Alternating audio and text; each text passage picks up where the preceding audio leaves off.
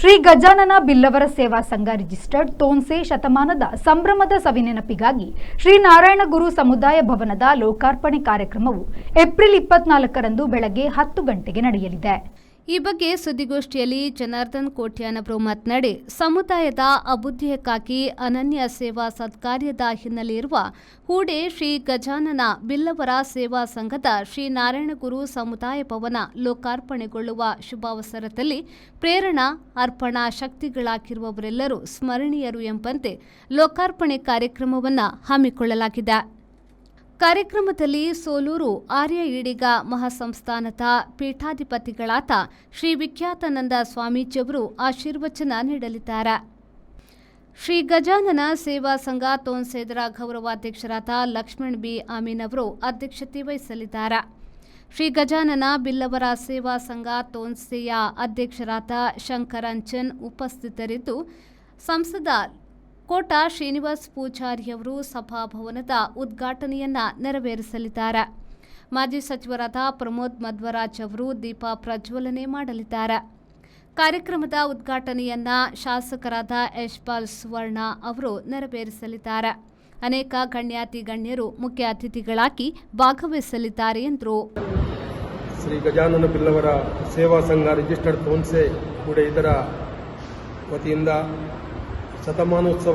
ಸಂಘದ ಶತಮಾನೋತ್ಸವದ ಸಂಭ್ರಮದ ಸವಿನೆನಪಿಗಾಗಿ ನಿರ್ಮಿಸಲ್ಪಟ್ಟ ಶ್ರೀ ನಾರಾಯಣಗುರು ಸಮುದಾಯ ಭವನದ ಉದ್ಘಾಟನೆಯು ಇದೇ ಬರುವ ದಿನಾಂಕ 24/4/2025 ಗುರುವಾರದಂದು ಬೆಳಿಗ್ಗೆ 10 ಗಂಟೆಗೆ ಮಾನ್ಯ ಲೋಕಸಭಾ ಸದಸ್ಯರಾದ ಶ್ರೀ ಕೋಟಾ ಶ್ರೀನಿವಾಸ್ ಪೂಜಾರಿ ಅವರು ಲೋಕಾರ್ಪಣೆಯನ್ನು ಮಾಡಲಿಕ್ಕಿದ್ದಾರೆ. ಅದೇ ರೀತಿ ಮಾಜಿ ಸಚಿವರಾದ ಶ್ರೀ ಪ್ರಮೋದ್ ಮಧ್ವರಾಜರವರು ದೀಪ ಪ್ರಜ್ವಲನೆ ಮಾಡುವುದರ ಮೂಲಕ ಈ ಸಮಾರಂಭಕ್ಕೆ ಚಾಲನೆಯನ್ನು ನೀಡಲಿಕ್ಕಿದ್ದಾರೆ.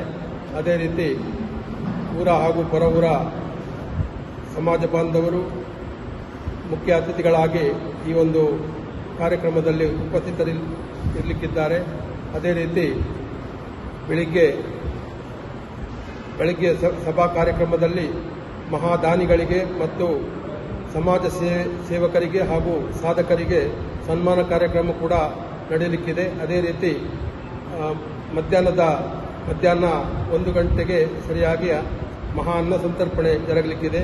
ಅದೇ ರೀತಿ ಮಧ್ಯಾಹ್ನ 3:30ಕ್ಕೆ ಸಂಘದ ಶ್ರೀದೇವಿ ಬಿಲ್ಲವ ಮಹಿಳಾ ಘಟಕದ ಸದಸ್ಯರಿಂದ ನೃತ್ಯ ಸಿಂಚನ ಕಾರ್ಯಕ್ರಮ, ತದನಂತರ ಶ್ರೀ ವಿಠಲ್ ನಾಯ್ಕ್ ಮತ್ತು ಬಳಗದವರಿಂದ ಸಾಹಿತ್ಯ ಸಂಭ್ರಮ ಕಾರ್ಯಕ್ರಮ ಜರುಗಲಿಕ್ಕಿದೆ.